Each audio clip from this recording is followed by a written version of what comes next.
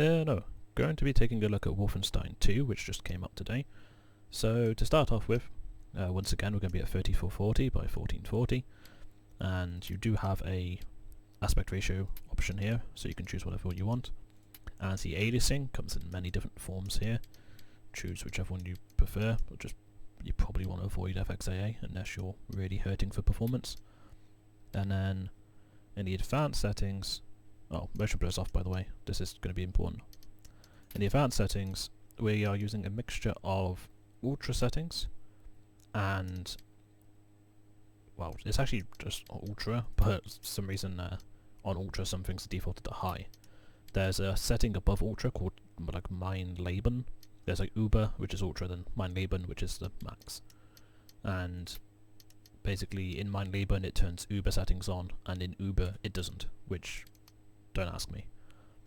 But everything here is on ultra, apart from things like directional occlusion, and particles will be at high instead of ultra. FOV defaults to 90. It warns you about going above this. You can turn it down to 70 if you want the console experience, and it goes up to 120 if you want a really high FOV. I find 105 is the best place for me. And there's 4 different types of anisotropic filtering in this. So you have materials, decals, light maps, and image. Light maps actually max out at 4 times. All these others max out at 16 times. And there's loads of options in here, by the way, which is always good. LOD switch, this is ultra. Deferred rendering is off. GPU culling is recommended off for NVIDIA cards, so I will be leaving that off. Async compute will be on, however. Chromatic aberration is on. Depth of field will be off, hence why depth of field anti-aliasing is also off. And HDR bloom is on, but there is no actual HDR setting for a display that is HDR. HDR bloom and HDR displays are completely different. HDR bloom is just to do with lighting when you go from a dark zone to a light zone.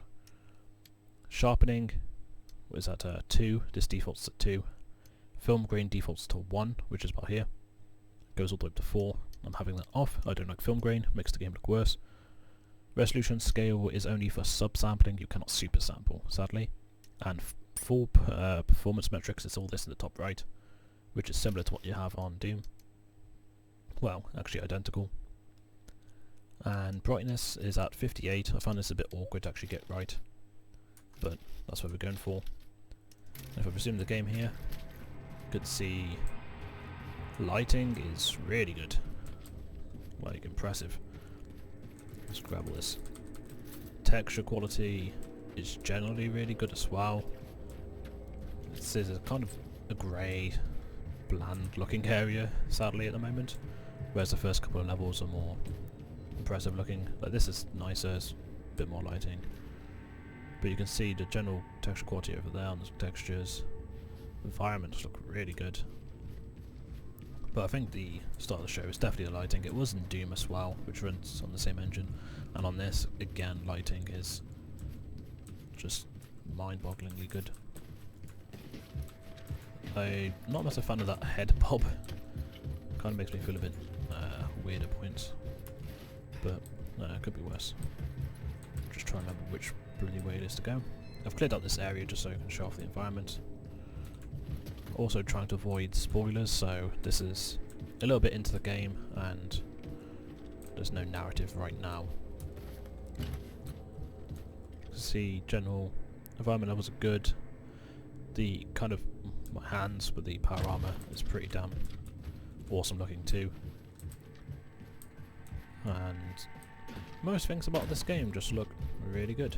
Like enemy texture models, when you're talking to important characters, that models are also really impressive. As particle effects, you have your gun models. Look, easy looks of the gun there, just really clean. Oh, there's a dead enemy or two. See, good detail on it. Looks impressive. Even if he is bright yellow. But yeah, the game looks incredible, and as for performance in the top right, generally on the first couple of levels the frame rate has been about 110 to 140. This is the most demanding level so far. I'm going to say mostly due to the fact that we're actually outdoors. First couple of levels are a bit more corridor based, so smaller environments. This one's a big one. But saying that, we'll be going into a subway right here, and things might get a little bit loud, but this is where the game really shines. Isn't it? More close quarter stuff, I reckon. But generally, if you're on a 1080 Ti and an ultra-wide, you're going to be pushing around about 100 FPS, if not more, most times. And if you turn down the settings just a little, then I'm guessing you'll be at above 100 at all times. Long walk to the state building. Oh. Caroline, will you help light the way? He's having some monologue there. As for the anti-aliasing, you can see on this gate here, it's pretty impressive. It looks clean even at this distance. Sorry. Oh god, there's dogs. Is this where I just died to looking at a gate? I'm sorry, game. I should have paid more attention.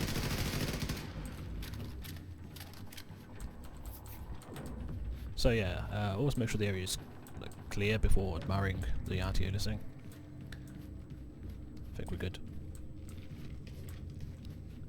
Generally, like lighting like that, didn't even know I was there. It's just really good, really impressive. And seeing all the subways and the fallout and like just the destroyed city makes me really wish that this game had well, this is kind of what Fallout 4 or Fallout 5 would look like. Generally, like, if Bethesda got this nailed down, the atmosphere would be so much better. Oh, also, like, I forgot to mention this, but it's probably pretty obvious right off the bat.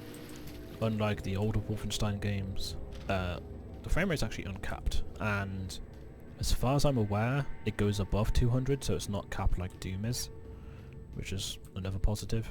The first Wolfenstein reboot games were capped at 60 FPS, I believe, and if you unlock them, there was a chance of animations buggering up and things getting a bit wonky. As for this game, the only wonkiness I've noticed is that some cutscenes that are in-game engine will have screen tearing if you have VSync off, if your frame rate goes above 100. So if you want better looking cutscenes, you may want to enable VSync just generally. It's up to you though. If you would rather just have VSync off at all times and have a little bit of tearing in cutscenes, then go for it. Most of the game does support 21.9 as well, like all the in-game cutscenes are supported with 21.9, but there has been a few weirdness things, like I saw an animation for when like a character kind of is blinking or blacking out, but the animation was only on 16:9, so the edges of the screen were still perfectly fine, and the middle bit was like I was blacking out, which was kind of odd. But I'm guessing they only planned these things to be played in 16:9 for some reason. But once again, here just looking at the tessellation levels, the detail. Also, I'll turn on Afterburner. You can see the VRAM usage in the top left is under 6 gigs, which is pretty damn impressive. I mean, especially when you get games that hog up VRAM like no man's business. But yeah, VRAM usage here is good, and unlike Destiny 2, MSI Afterburner seems to work pretty damn flawlessly with it. I was hoping there'd be slightly clear on that, but it's generally clear environmental posters. And I don't want to push too far ahead because like, this game's very narrative driven, and I don't want to have BJ or somebody else come on the radio just giving away spoilers or plot points or whatnot. So I'm going to leave it here just to make it a shorter video, but hopefully that's enough information for you. If you have any questions, just ask them down below, and thank you very much for watching.